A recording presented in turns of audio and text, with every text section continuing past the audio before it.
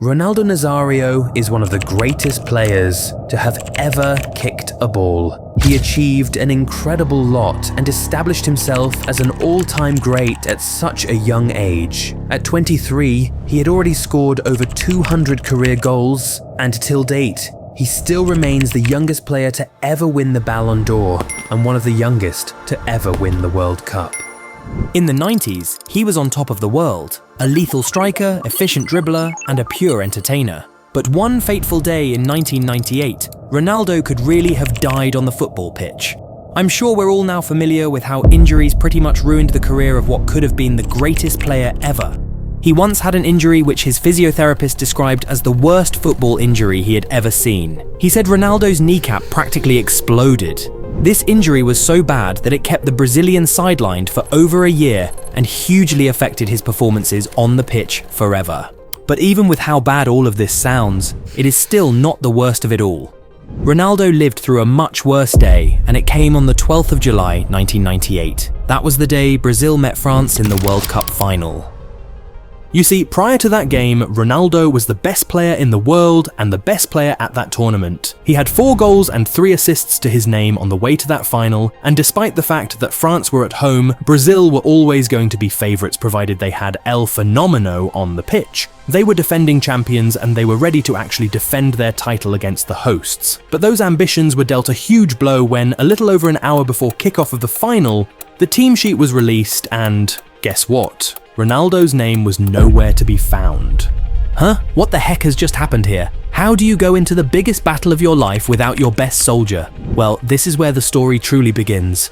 A Ronaldo-less Brazil starting 11 ahead of the World Cup final was the most shocking thing in football that entire year. People could not believe what they had seen, and many fans did not believe there could even be any reasonable explanation for it. But there was.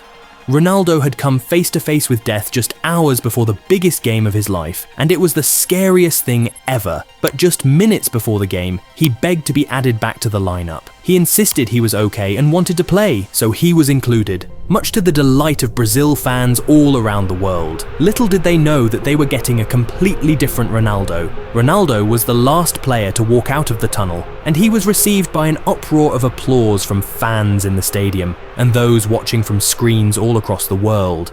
There was a crowd of 75,000 people in the stadium and a television audience of 1.7 billion. Some were excited to be thoroughly entertained by the best player in the world, while others were scared of the damage he could inflict on their team. But neither got what they wanted. France started dominating from the very beginning. In just the first minute of the game, Guivarc'h attempted a bicycle kick under pressure from Baiano, but the ball landed on the top side of the Brazilian net. 3 minutes later, the same man got another shot on target from a Zidane pass. But this one was easily handled by Taffarel in the Brazil goal. 6 minutes in, Zidane put in a cross into the box from a free kick. Djorkaeff reached the ball, but his header was wide. Not long after that, Djorkaeff hit a long-range shot, but that also went wide.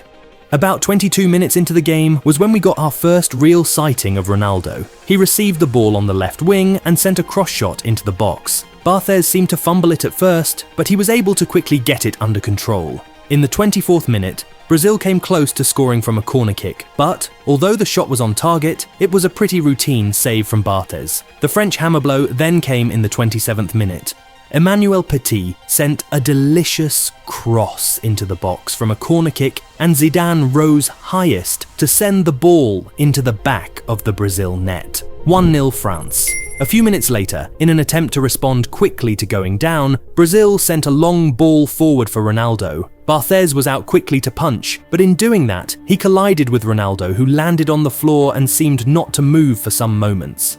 Hearts were in mouths when that happened, but Ronaldo managed to get up and continue the game after some medical attention. Anyway, France continued to pepper Brazil's goal. In the closing minutes of the first half, Petit hit the side netting while Guivarc'h found himself one-on-one with the goalkeeper, but Taffarel was able to make a nice save. Brazil thought they would be able to take the 1-0 deficit into the break, but in additional time of the first half, Zidane scored from another France corner and put the hosts 2-0 up. The game was slipping away from Brazil's hands. They hoped their star man would come out in the second half and work a miracle for them, as he always seemed to do, but it was just not Ronaldo's night. In the second half, had a shot from inside the 6-yard box, but despite it being a powerful one, Barthez handled it really well. Brazil continued to knock though, and they were sort of helped by the sending off of France centre-back Marcel Desailly in the 68th minute for a second bookable offence. This forced the France coach to take off centre-forward Yuri Djorkaeff and bring on holding midfielder Patrick Vieira to try and secure their 2-goal lead. With 8 minutes left on the clock, Dugarry, who had come off the bench, had a chance to seal the game for France, but he sent his shot wide off the mark. Meanwhile, Brazil were very nearly given a glimmer of hope in additional time, but Denilson's shot hit the woodwork. Everyone saw that and thought that was it. The game was over. France had won 2-0, but this show had an encore. 3 minutes of stoppage time were added, and in the 3rd minute, Vieira put Emmanuel Petit through and goal, and Petit converted. 3-0. Now it was game over. That was the 1000th goal in the history of the France national team, and it was the goal that won France their first ever World Cup.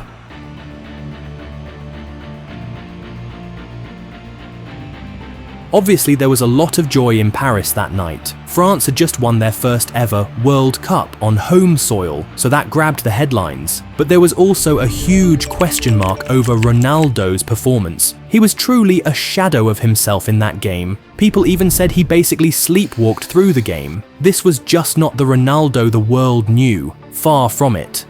The Brazil coach said that throughout the first half he was contemplating whether or not to take off Ronaldo. He further said that the entire team and staff were scared for Ronaldo and it affected them going into that final. After the game, the man himself said, "We lost the World Cup, but I won another cup. My life." Now that sounds super serious, doesn't it? Well, because it really was. It was more serious than anyone thought. And when we got to find out what actually happened, it all made sense. Ronaldo himself narrated that everything was good until he and his teammates had lunch that afternoon.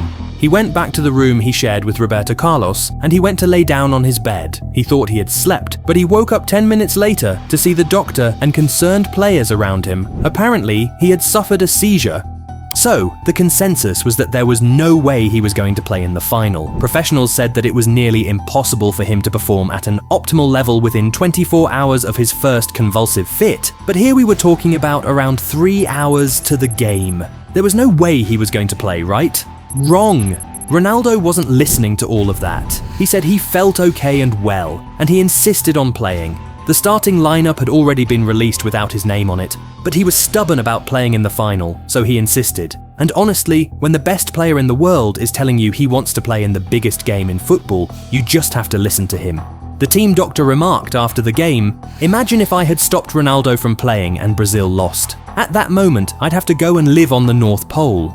This was an issue that was bigger than the doctor, bigger than the coach, and bigger than everybody involved. There was a very long and painful inquest into the defeat and all the mysteries around it.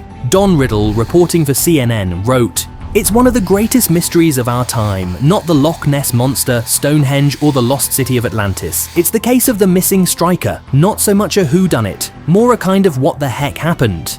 It was a huge mystery, and there were a lot of questions asked. Was it stress? Was it epilepsy? Was he drugged? What the heck had actually happened? We never got answers. What we got instead were a lot of conspiracy theories. Some said that the World Cup had been fixed for France to win on home soil, with some people accusing Brazil of selling the match, and some others even went as far as accusing Nike, the brand with whom Ronaldo had an endorsement deal, of forcing the striker to play that game for commercial reasons. The issue was so big that Ronaldo himself had to appear in front of the Brazilian Congress to explain what happened and to pretty much convince them that there was no foul play involved. I had a convulsion after the lunch in the afternoon, and I was unconscious for 3-4 minutes. Do you know why you had this convulsion, this fit? No, nobody knows. You know, when you're there, you breathe the competition. Everything is about the competition. You cannot disconnect from the competition. It's a lot of pressure.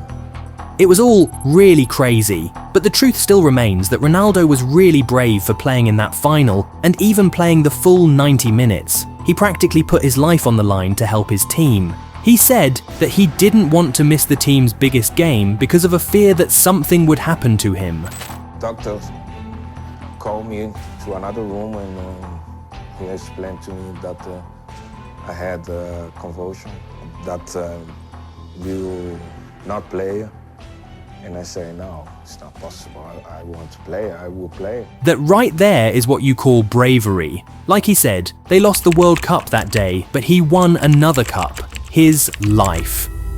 The World Cup, though, would come back around 4 years later. This time, the reverse was sort of the case. Ronaldo had been absent for a very long time leading up to the 2002 World Cup due to a very nasty injury, and many thought he wouldn't be fit for the tournament. But he came back, took his team to the final, and this time he was fully fit. And you know what a fully fit Ronaldo did in that game? He put 2 goals past Oliver Kahn in the Germany goal to secure the Golden Boot and win Brazil their record 5th World Cup. It was redemption. In 1998, he lost the World Cup, but having gained his life, he decided to go back for the World Cup 4 years later, and he did exactly that. With that, he established himself as one of the greatest players in World Cup history, having won 2 trophies, a golden ball, a golden boot, and scored the most goals in World Cup history at the time. But right now, where would you rank Ronaldo Nazario in your list of all-time greatest footballers? Would you have him in your top 10, top 5, or even top 3? Tell me in the comments.